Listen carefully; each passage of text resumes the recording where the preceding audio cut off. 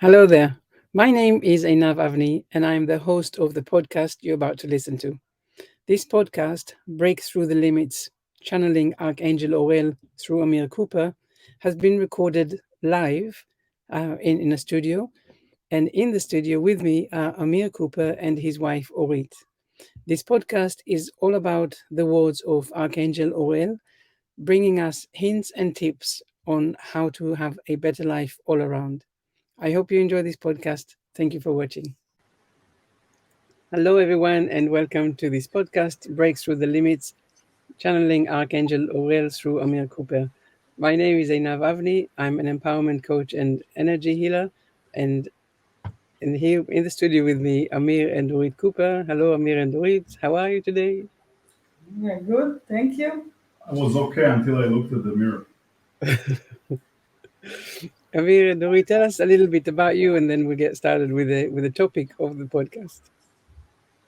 So maybe I will say, and I will introduce Amir. Amir is a channeler of Archangel Orel, which came to the planet to help us to fulfill our life plan, our soul guidelines, you name it. And also use for this the energy of the aura, which is a powerful engine that can help us in all aspects of life. And Amir Cooper is also a healer, an aura healer. He's a writer. He's writing books, children books, adult books. So this is what we are doing for the last 25 years. I'm an aura healer. I'm a channeler, and I also a past life therapy practitioner. Amazing. Thank you so much for the introduction.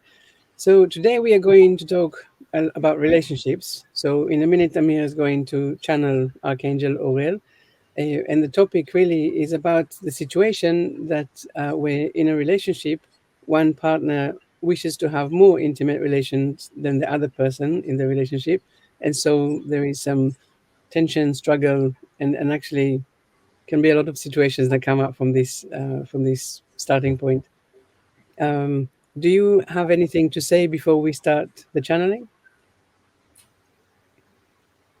I just hope I will sound intelligent, maybe for the first time in my life. Um, no, but I have maybe something serious to say is that this is a very sensitive topic, what you brought today. And people could be very strong about that. Like they have their thinking, how it's supposed to be, how many times to do it a week, if to do it, and so on. I think there's a lot of weight.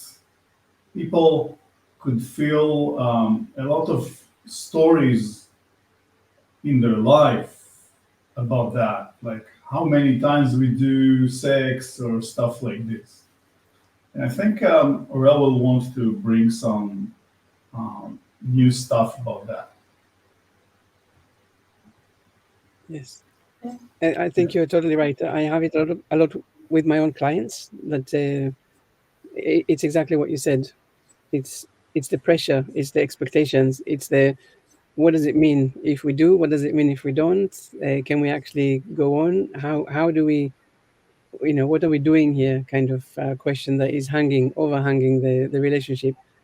So maybe we can just get started with the channeling.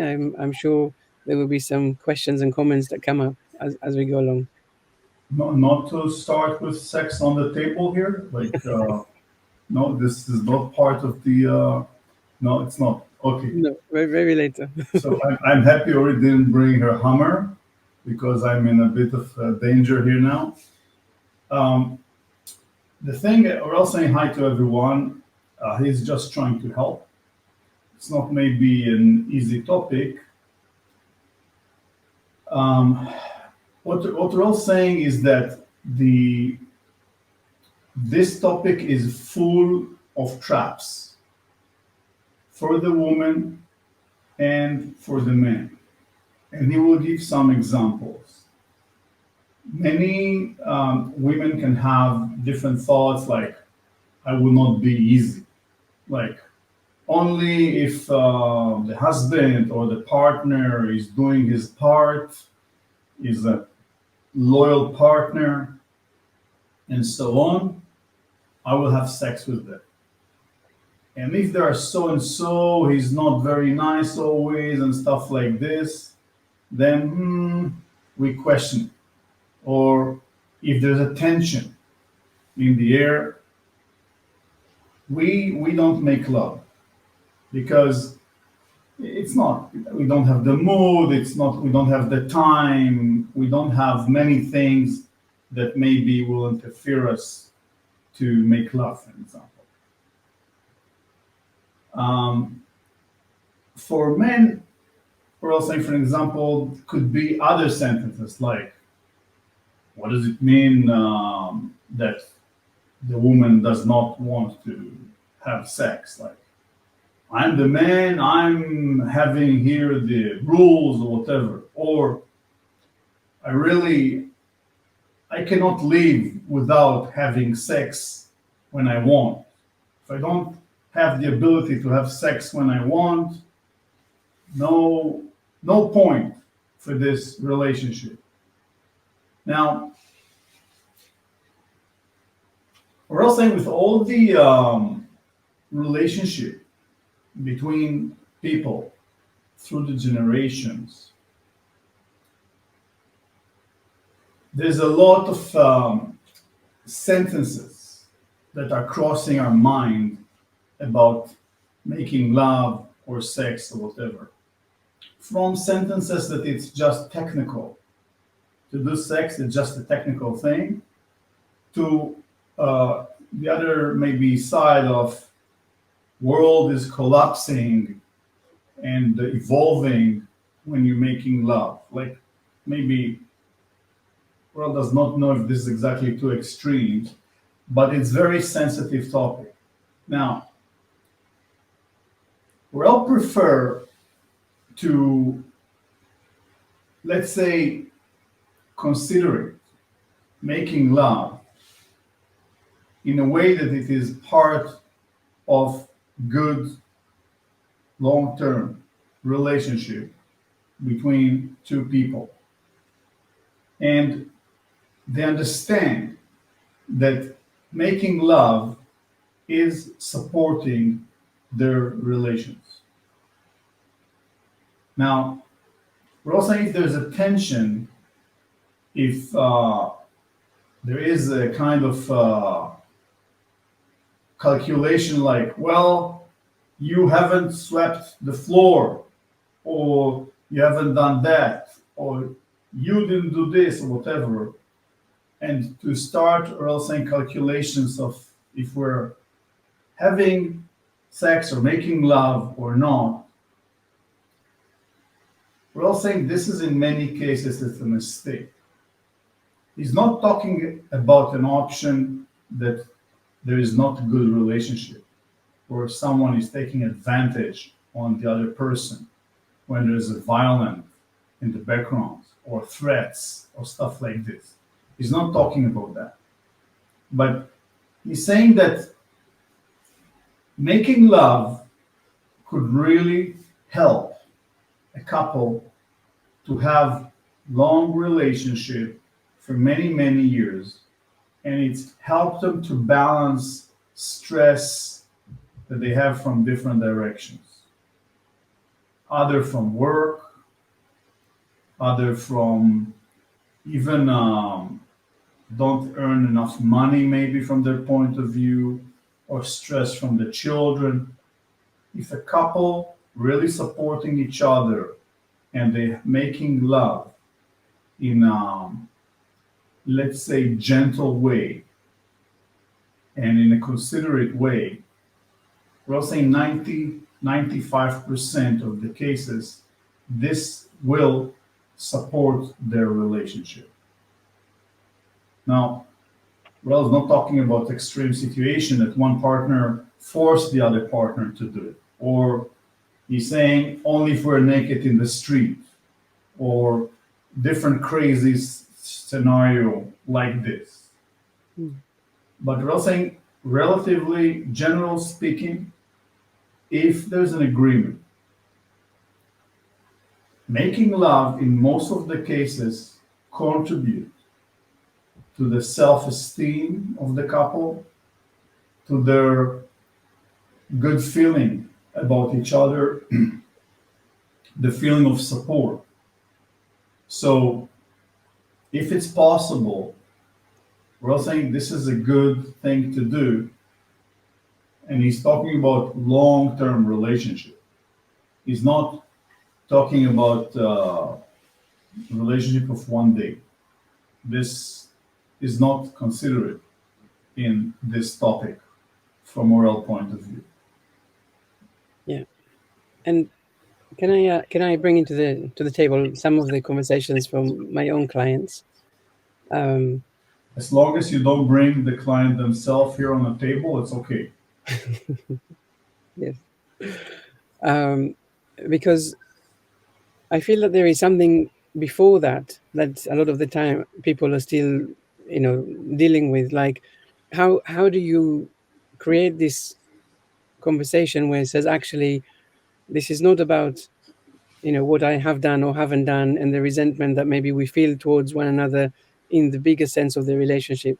I think you are right, and Orel is right, of course, that a lot of the time, I think maybe I can generalize and say that for men, having sex is more of a physical act, and for women, it's more of an emotional act. And if there is some sort of misalignment in all of this, then that's where the problems start. And how do we actually have this conversation that says, let's put all of this to one side and actually use the intimate relationship to bring us together, to bring us closer, to create a better avenue for both of us to have a better relationship. So what is actually the question? Or I'm not sure you understood. Sure, sure. The question is really, how do we bring it? How do we take it a step? We need to go.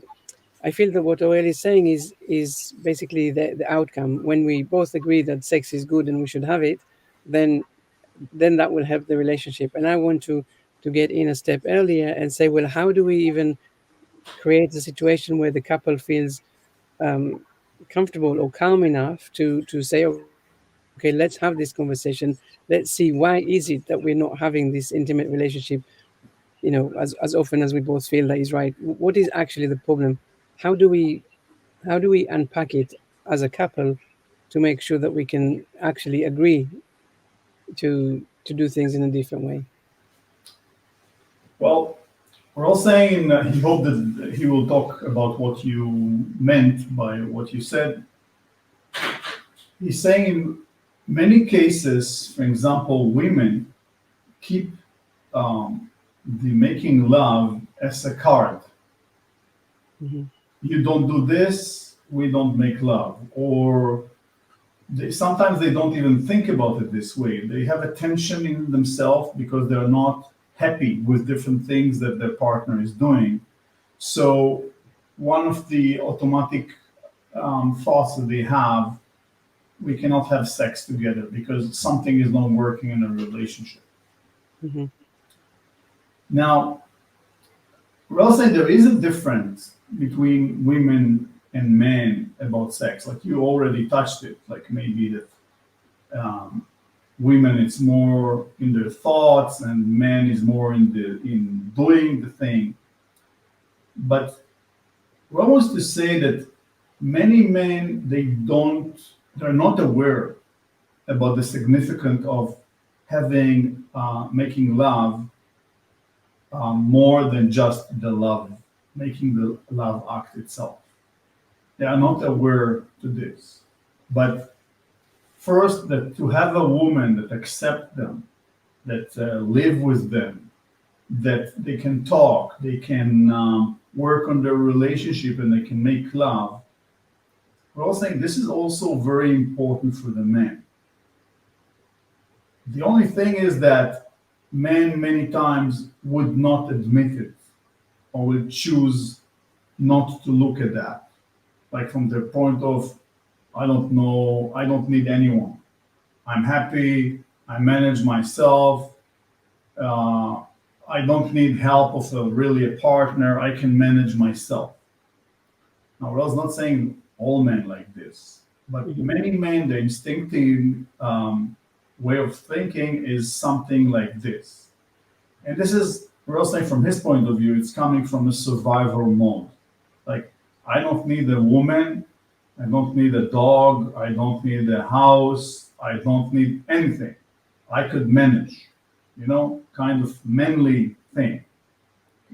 So, but you're all saying this is really sabotaging your life, thinking in this way. And men have to understand that they need also the relaxation. They need the activity of making love. They need also to feel they can trust someone, that someone can hug them, that someone can kiss them. It's not, or else saying, only a matter of doing the act and that's it. It's important to have a friend, a long life friend when you do that. Now, the same for the woman. Now, the sad thing, or else saying that many times, women, but also sometimes men, they do different calculations. You haven't done this, you haven't done this, you haven't done this, then I'm not giving it to you. Many times they are not even aware to this. They kind of have a kind of attention in themselves when the partner is hugging them. Well, they make faces. They're not necessarily will hug them back or something like this. Well, I'm not sure if always the women are aware to this, but this is a place where you're not working together on the relationship. It's a place that you're not working on nourishing them. It's a place that you're not working how to create energy from the togetherness of your relationship, which Earl saying is a magic thing. If we have it, Earl saying, it's really magic. The thing is, Earl saying, it's not a miracle if it's happening. We need to create it. And it's a long work to do it. Now, we're also saying this thing also, it's a long work through all the time we're alive. If we think, okay, first 2 years, I'm going to invest in this, and then all the rest would be okay. I'll say no, it will not work like this. Both men and women need to invest in their relationship for all the time they are together. And I would say, in a case of even of a divorce or separation, they still need sometimes to invest in the relationship, especially if there is kids. Because if you don't invest in the relationship, it can go in a very bad way. Then everyone, including the previous partners, are going to be hit from different things, like depression, aggressiveness, and so on. So, we're saying the most important thing is to see, like, to treat your relationship as a diamond, as a treasure. And if you will look at, if you will take a diamond and you will look with a magnifying glass or those things, you will see many angles that the diamond was cut and was polished. So, and it could be many, many sides like this. I'll say each side for Orel is an opportunity to open something in the relationship, is to work on something in the relationship, to look on another angle of the relationship and to work on it. This is the real diamond of the relationship. It's not that you have like a diamond on your finger and this is, will give you all the happiness. No. We're saying you need to listen to this diamond, both of you, and to work on the relationship on a daily basis and also at night also to make sure it's okay and it's supporting both of you. Because Yeah, if you're not going to do it, or else saying, relationship could be very easily collapse. it feels to me that Orel is touching on something that is super important, because a lot of the times what I see definitely in my clients is that although the relationship remains, it definitely feels like there's two different people in the relationship. And when one of the people, if they feel hurt, then instead of bringing in the other person, bringing in the partner and saying, okay, how do we get out of it together? How do we keep on the conversation? How do we keep the togetherness and the the relationship going? They each turn inwards, and all of a sudden they become one against the other instead of still being the team that they were before. And actually, what I'm hearing Aurelie saying is basically to say this is ego. To say you hurt me and therefore I'm giving, I'm turning my back to you. This is ego that is not helping anyone. Actually, instead, if we say, you know, you hurt me or I got hurt, and now let's have a conversation and let's together find a way to talk about things that actually bring us together. This is really where the real diamond, the real treasure, the real opportunity lies.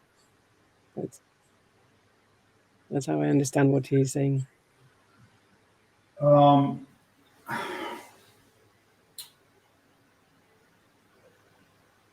Thank you for saying it, but Aurel maybe wants to clarify thing here. When you're saying that you're hurt, being hurt,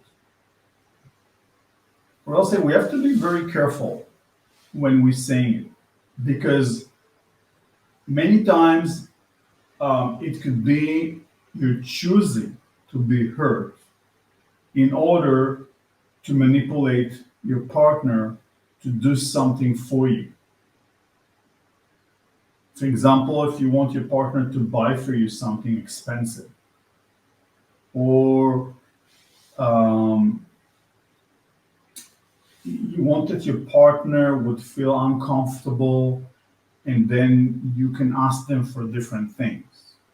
It's a manipulative way of relationship. Mm. Now, the best for Orel, what he would recommend is that you could maybe say something that will insult your partner, but it's better to say something like, set something not in place and do something to recover. Why are we all saying it? Because let's say your partner did something, insulted you somehow, in front of friends or in front of family, it doesn't matter, okay? Or even without, just between both of you. We're all saying who is going to measure the depth of the hole of the insult? Like how deep it is. 1 centimeter, 1 meter, 10 meters, 1 kilometer.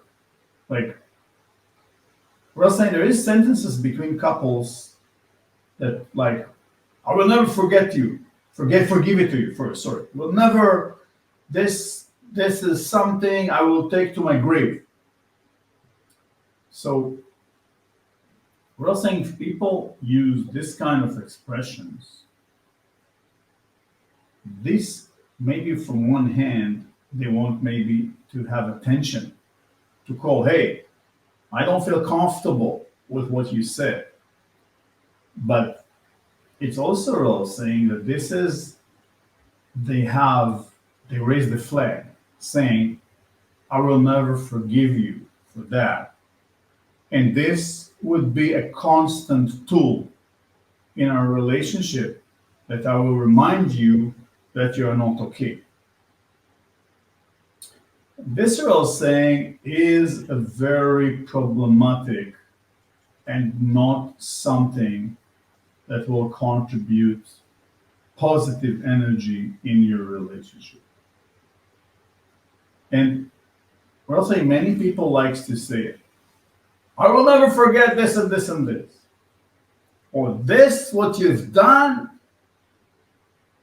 is absolutely a black spot in your life or something. Well, doesn't know if we use this kind of expressions, but energetically it's working very close to that. It's like kind of a mark inside the partner head saying, you failed there. You failed yourself. You failed our relationship. You failed my trust in you. This cannot be overcome. I was saying sentences like this, we'll call them perpetuum, or let's say something that a trouble that would never end, and an ongoing tool against the partner. And we have to listen also to what we say. Do we really mean, like, well, say if you want, let's say, to attract the attention of your partner, do you really want to say a sentence like, I will never forget you, how you've been with my mother, or whatever, okay? Or how you yelled at the kid, or how you smacked him when he did this and this, or whatever. So, are we or else saying really understanding what we're saying, that there is no heal to this thing, no option of solution, nothing that you will do in your life, even though if you will creep on the floor and ask for forgiveness, nothing. It will not be forgotten. It's something forever. We're all saying this is points that people like to keep as a secret weapon or a traditional weapon.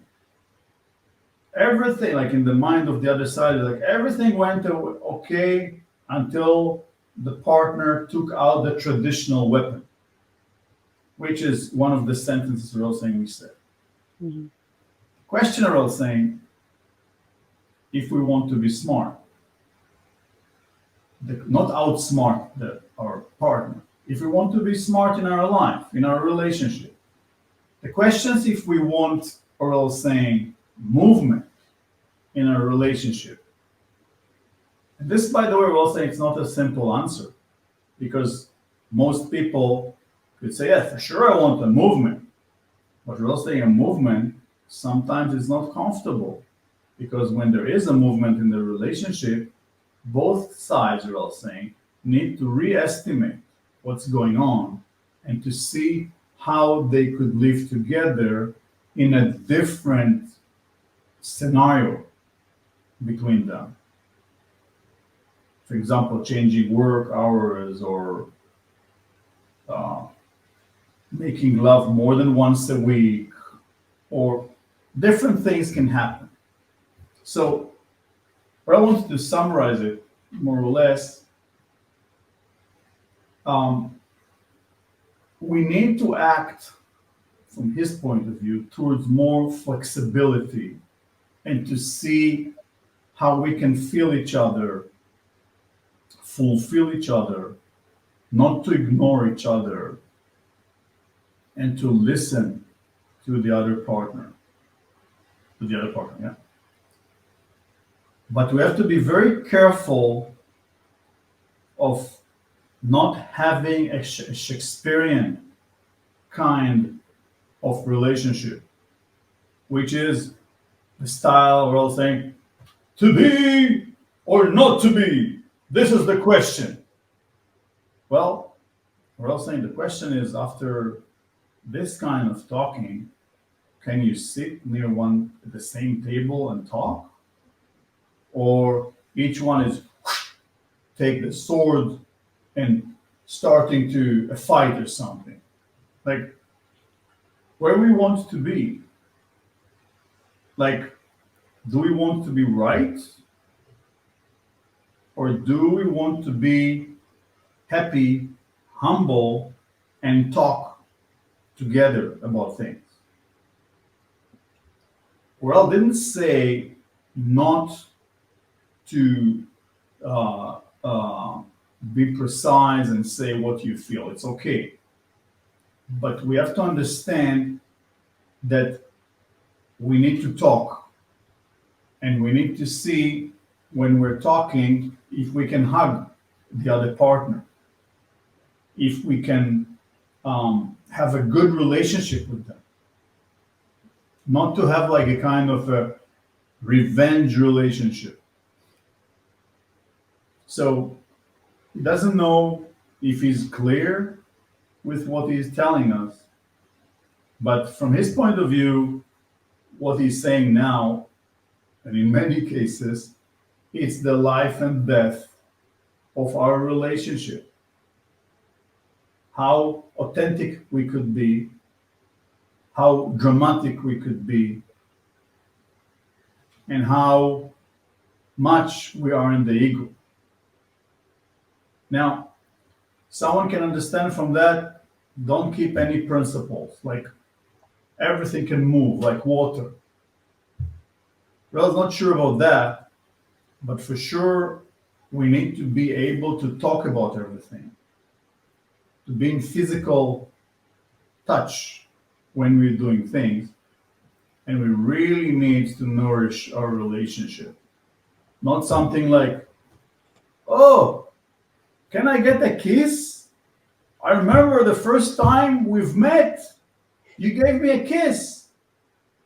Now maybe it's the time for the second kiss. It's 10 years down the road. Well, Rosanne, this is not a good place to be in because his kiss or hugs is part of the relationship. And if you don't use these kind of things, the relationship are becoming imaginary thing where it's not present.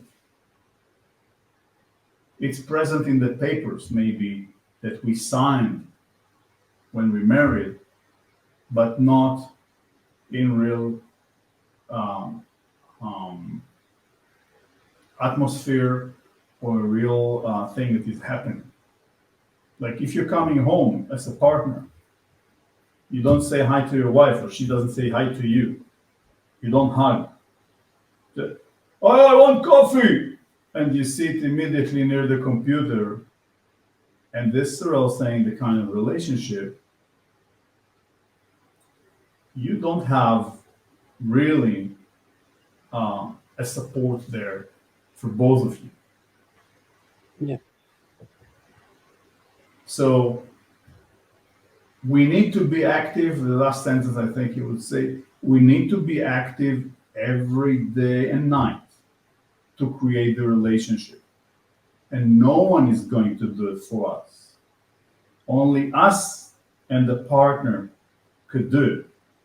And not only that, in many cases, there would be many things in the reality that will interfere that. The bank account, friends, family, war situation around, exams for the children, the stress of work for us, tension about something. All this is standing between us and a good relationship with our partner. And we need to be careful that all these things we're all saying will not stop us from saying what is really important, how to nourish the relationship. Yeah. I just want to add before it's nearly time for us to finish this conversation. I think a lot of people, when they get together, they talk about the honeymoon period. And this is, of course, the period where everything is exciting and everyone is a lot more tolerating than maybe later on. And then they say, well, the honeymoon period finished, and now really there is like an agreed time that now everyone becomes separated, and in their minds is like, I don't want that anymore, or I can't tolerate that anymore, and now I'm going inside. I'm basically thinking about this ego. And basically, what Orel is saying is that maybe we need to find a way to remind ourselves of this. A honeymoon period is not necessarily a measurement of time, but it really is something that we can have more of when we communicate, when we talk about our needs, when we talk about our upsets, when we talk about how to really get back into being a team rather than being two separate flatmates in a relationship. So, like Orel said, it's not a static thing. It's not like I have a good or bad relationship. I have a relationship that needs working on every day, every night, and also to release some of this ego that is really keeping us in that defense state of mind. This is bringing us to the end of our conversation. Any last words that you wish to bring forward? I would like to say that I think that what Orel is trying to emphasize as well is keeping having sex as part of the ingredients that keep the relationships, and not to ignore it because we were having a fight or we don't agree on something, but to keep it as important part, not to neglect it, because it will give fuel to the relationships, and it's like a kiss and a hug and a discussion.